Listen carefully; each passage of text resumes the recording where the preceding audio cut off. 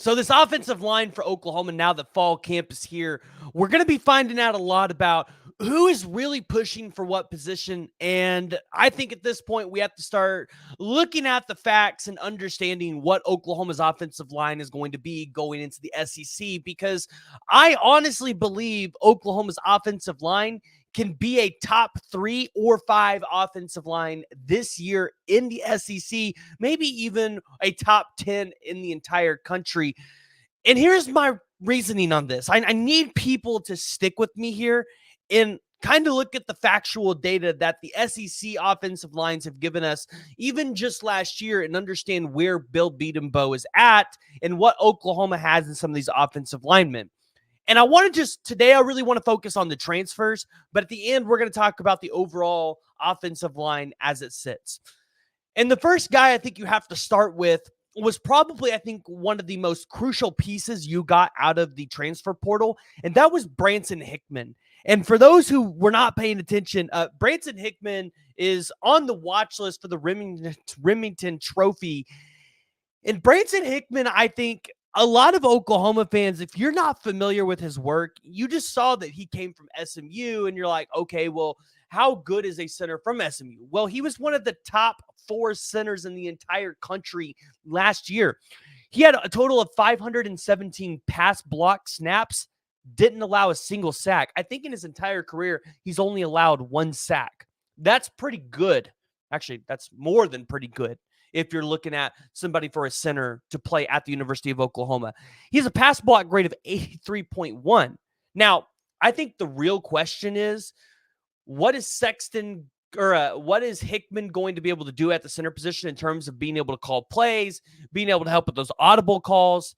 I think we're going to find out a little bit, probably Auburn, I think, is when we'll find out the most of what Brandon Hickman's been able to catch up to speed. But I think that's why you're going to see Bill Bedenbaugh really tinker with the offensive line within the first 3 games of the season, maneuver people around. I think he's going to put experienced play callers that have been in his offense, like a Jacob Sexton, next to Branson Hickman. Although it doesn't make sense, it's going to make sense for the first couple of games because you can tinker that way. You can do those kind of things. And also they can help Branson Hickman out in terms of those play calling abilities so that when you get into SEC play, Branson Hickman is ready. He's been under fire. He knows what he's doing. But Branson Hickman's going to be one of the best centers in college football. And you saw it last year when he had to go up against Dominic Williams, who is one of the highly coveted defensive line transfers in the entire country. Now, moving off Hickman, looking at some of the other transfers you got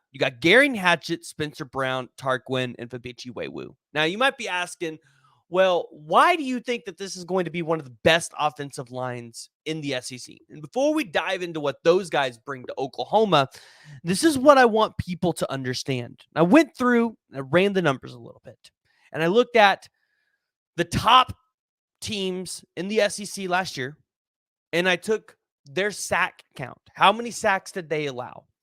And I said, where does Oklahoma need to be based off what those teams did last year to be able to be a top team in the SEC? Because I think we are all under the impression Oklahoma is going to take care of every other position to make sure that they're competing at a high level. The offensive line is just the one that's got the most questions. And I think it's deserved because you lost so much. But at the same time, people, I think, aren't giving Bill Bedenbaugh the credit he deserves here. So looking at the offensive line sack counts last year in the SEC, Georgia was number 7 in the country. They only allowed 13 sacks. By the way, nobody's talking about how good Oregon's offensive line is. Guys, Dylan Gabriel out there could throw for 4,500 yards this year. Oregon's offensive line is stupid. Like, they only allowed 7 sacks last year. 7. Now, I know they're going to the Big Ten, but anyways, sorry. Side rant. Just saw that, thought it was interesting. Georgia was number 7 in the country with 13 sacks allowed. You had LSU at 22. You had Missouri at 26, Ole Miss at 27, and then Alabama at 49. Now, Alabama, I think, is the huge outlier because they have Jalen Milroe. And I don't think anybody in this conference has anybody equivalent to Jalen Milroe. So you take those teams and you average out their sack count, which I think Alabama and Georgia they kind of will equal each other out a little bit because I think they're two outliers. Georgia's offensive line was stupid good, while Alabama's offensive line was not so great, but I think you're going to see an improvement this year because Caden Proctor will be in his second year. I think Alabama will have figured out their center issues. It comes out to about 27.4. So if you guys remember, a couple weeks ago, we talked about the offensive line. I said Oklahoma probably needs to be in that 25 to 30 range to be a SEC championship contending team, or at least be one of the top 4 teams in the SEC. And I think that number holds true here because an average of 27.4, you looked at Tennessee, Missouri with 26, which they only had 2 losses. Ole Miss at 27, they only had 2 losses. LSU at 22, I believe LSU only had 2 conference losses. Alabama went 8-0 with 49 sacks, and Georgia went 8-0 with only 13 sacks. So I look at it and I say, these transfers, what do they bring to Oklahoma? Well, they bring the experience that is really needed for Oklahoma on this offensive line, but they also do not bring in a ton of sacks under their belt. Now, last year, Gary Hatchett was a part of that Joe Morrow Award-winning offensive line for Washington. He played in a total of 156 pass blocking snaps. Remember, injuries played the role into this. He didn't allow any sacks. Even in his time on the field, he didn't allow any sacks. Spencer Brown out of Michigan State. Actually, believe it or not, they were one of the higher rated teams in the country with the amount of sacks that they allowed. He only allowed 3. Then you go to Michael Tarquin. And I know a lot of people are they have their opinions. It varies on the day. Michael Tarquin. Last year, he only allowed 3. The year before that, he didn't allow any.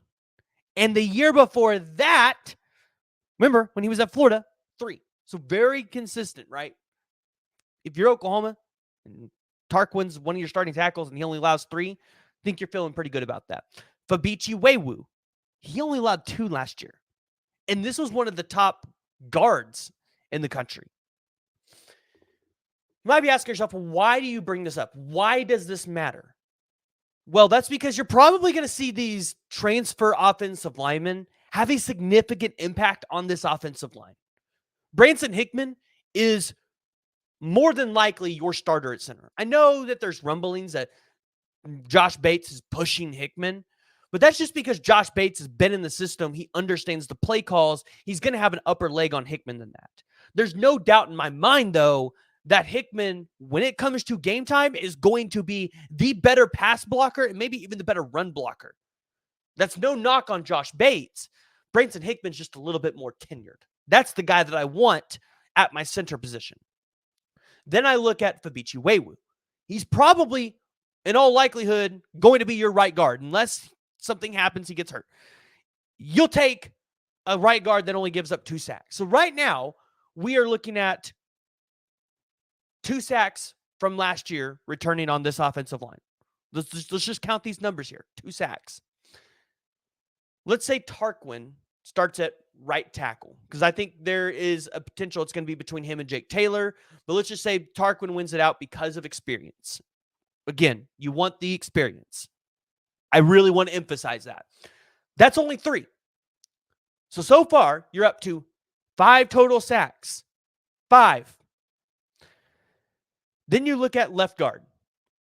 A lot of people believe this is going to be between Gary Hatchett and Hito Zaida. Now, I really like Hito Zaida at this position. I think they're going to let Heath and Gary and Hatchett battle it out throughout the first 3 games of the season for that left guard position. But for all intents and purposes, because we're talking about transfers, let's say Hatchett wins that left guard role. Well, last year, he didn't give up any sacks. So where does that leave us? That currently leaves us still at 5. Now, if we pull up Sexton here, Jacob Sexton, which I should have already had him pulled up, and I did not. I think that's the only question who's starting at left tackle. Well, last year, he only gave up 3 sacks. The year before that, he didn't give up any. Now, he didn't play in as many snaps the year before. So that means you're only returning 8 total sacks from last year's production. Now, let's just say you're going to the SEC, so you need double that. That's 16. To what the offensive lines were last year in the SEC, that would be the second best offensive line in the SEC. But for all intents and purposes, let's just say you triple that number because it's a new offensive line. They haven't gelled. SEC's got really good defensive lines. You have to go up against Alabama, who I think's got one of the best, if not the best defensive line in the country, right? Let's just say it's tripled. So you got 24. That's the third best offensive line in the SEC.